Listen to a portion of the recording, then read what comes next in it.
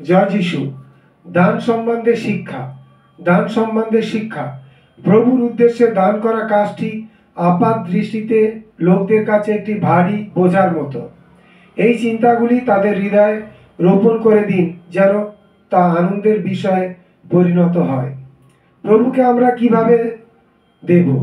প্রভু যিশুকে আমরা কিভাবে দেব?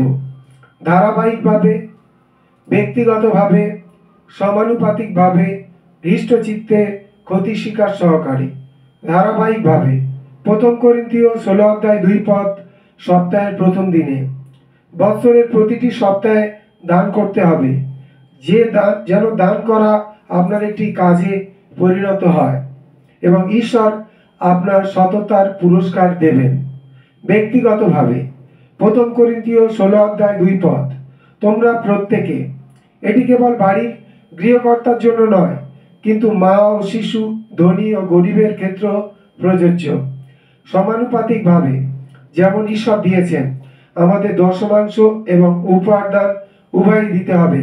যারা ঈশ্বরের উদ্দেশ্যে দান করেন, তিনি তাদের প্রচুর পরিমাণে দিয়ে থাকেন।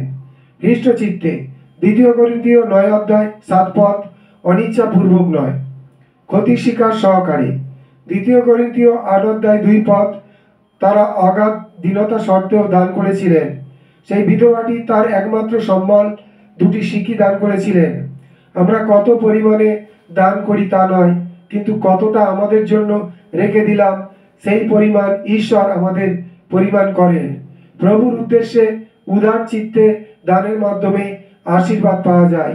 প্রেরিত 20:35, মতি 6:20, মালাকি 3:10। জয় যিশু।